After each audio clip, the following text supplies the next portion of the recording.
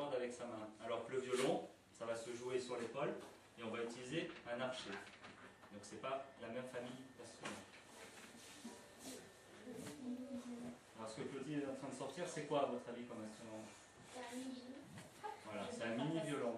Parce que quand on commence et qu'on est petit, Fais attention parce que c'est. on ne commence pas avec le violon de la taille adulte. On commence avec ça. On peut commencer, si on est très petit, on commence avec ça. Et petit à petit, la taille va augmenter. Et un jour, on passera sur le violon de la taille entière.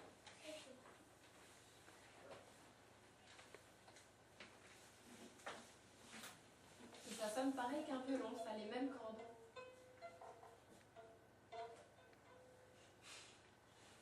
Mais c'est tout petit.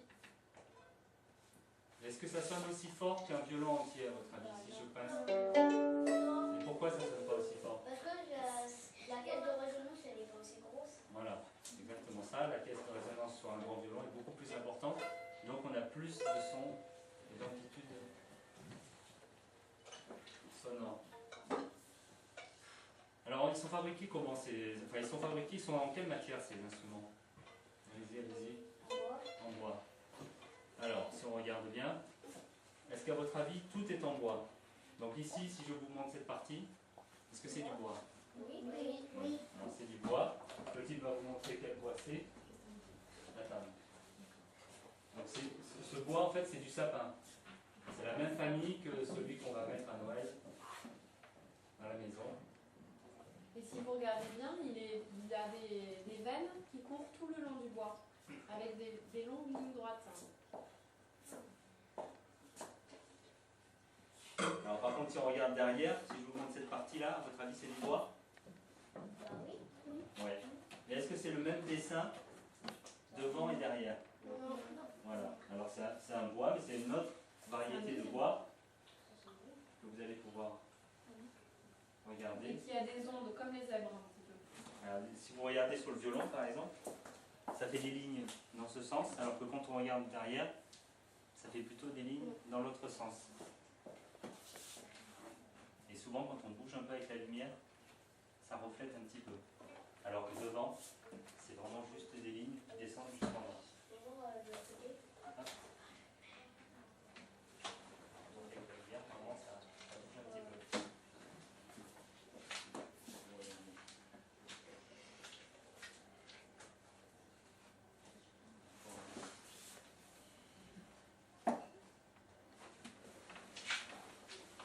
Cette partie-là, vous voyez, elle est en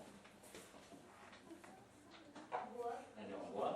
Et est-ce que c'est le même bois que derrière ou que devant? Derrière. Que derrière, voilà. C'est de l'érable également. Sur les côtés, De l'érable. c'est de l'érable également. Ça fait le même dessin que derrière. Et est-ce que cette partie noire, devant, c'est du bois? Non. Ben, mais Petite va vous montrer, mais c'est du bois. Eh ben si.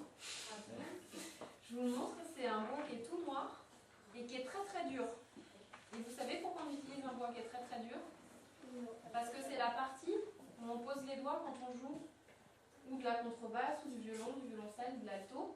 Et donc pour que ça résiste avec le temps, parce que quand les musiciens ils jouent beaucoup, et donc il faut un bois qui soit particulièrement dur et résistant.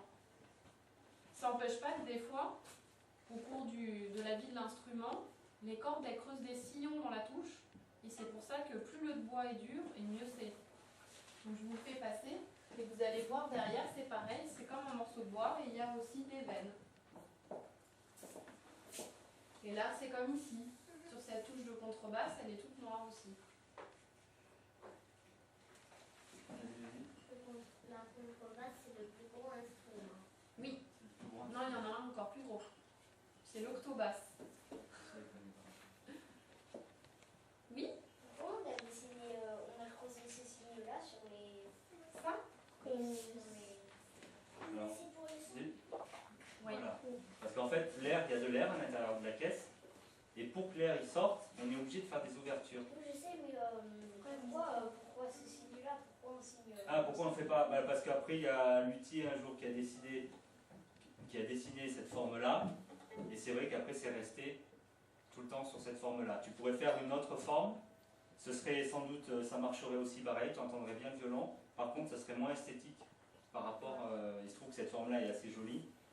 Et si on faisait une autre forme, ça serait peut-être pas aussi joli. Et alors, comment ça s'appelle justement cette ouverture? Est-ce qu'il y a quelqu'un qui a une idée? Non? C'est comme ça. C'est Louis. Ouais. Voilà. Ce sont les ouïes. Ce sont les ouïes. On les appelle aussi F, parce que quand on écrit en script, ça fait aussi la forme de la lettre F. Alors après, vous avez les contours, et il y a cette partie plutôt. Est-ce que ça vous fait penser à une lettre de l'alphabet? Oui, le Le C. Voilà, donc ça s'appelle le C. Tout à l'heure, j'ai parlé de la partie de devant, ça s'appelle la table. Et à votre avis, derrière, comment ça s'appelle? Quand nous, on est face à vous, qu'est-ce qu'on a derrière? Le dos. Voilà, donc c'est le dos de l'instrument. Et ensuite, si vous regardez, ça s'appelle le manche, parce que c'est là où on va tenir l'instrument. Mais si vous regardez en haut, ça doit vous faire penser à un animal qu'on trouve dans la nature. C'est la veloute. C'est la volute, mais il y a un animal. Voilà, en fait, ça doit vous faire penser à l'escargot.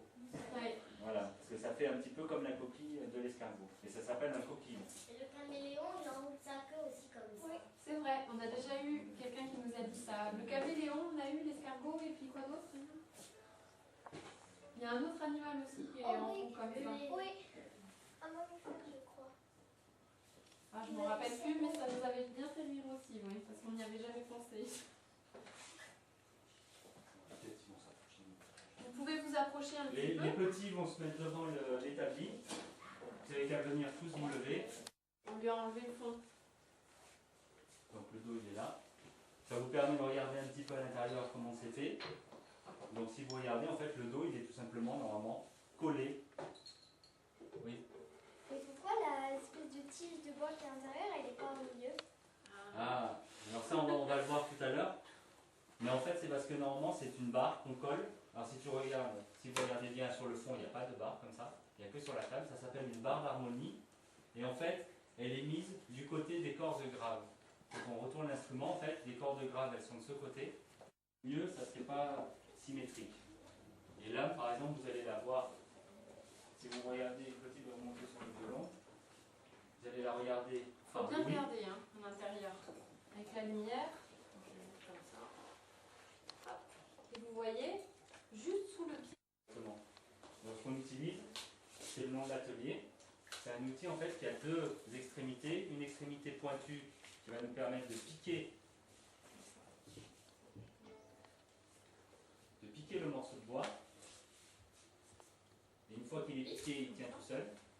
Et ensuite, on va le rentrer par l'ouïe à l'intérieur.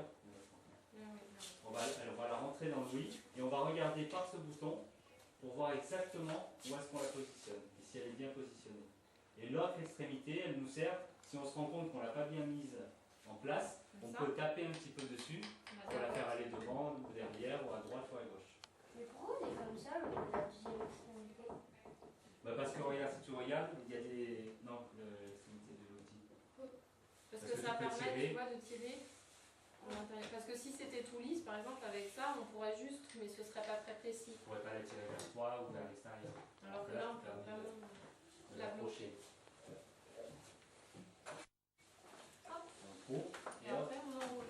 On enroule jusqu'à ce que la corde soit tendue et accordée. Donc on va faire ça sur les 4 chevilles. La corde, donc d'un côté elle est tenue par la cheville, de l'autre côté il lui manque un accessoire. Elle ne va pas se balader comme ça dans le vide. On la range dans le trou, comme ça. Ensuite, on met ce qu'on appelle le cordier, voilà. On attache sur la pique.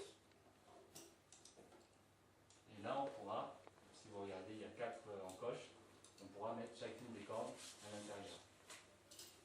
Donc par contre, effectivement tout à l'heure on a parlé d'une pièce, les cordes elles vont bien reposer sur quelque chose. Au milieu, voilà, cette pièce de bois. Là, elle est trop grande. Ouais. Ouais. Parce que ça c'est un petit violoncelle et ça c'est un chevalet pour un violoncelle entier, un taille adulte. Et si vous regardez les différences de chevalet, pour un violon c'est pas du tout la même forme, c'est beaucoup plus petit déjà. Ça c'est un chevalet violon par exemple. Ça c'est un chevalet de contrebasse. Et ça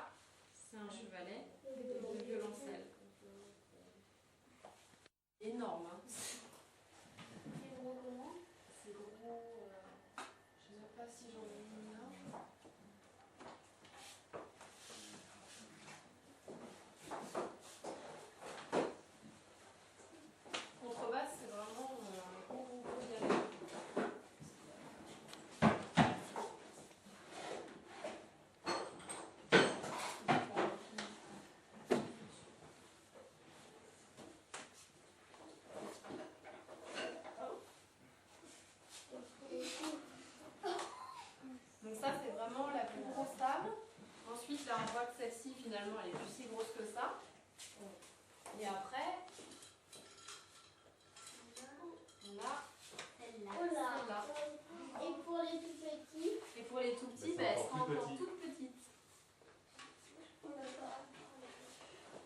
Donc nous, tout à l'heure, Clotilde vous a dit on est luthier. Donc luthier, ça veut dire qu'on fabrique des instruments, on les répare.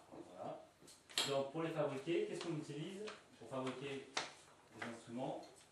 Est-ce qu'on va les fabriquer avec nos mains? Il va nous falloir des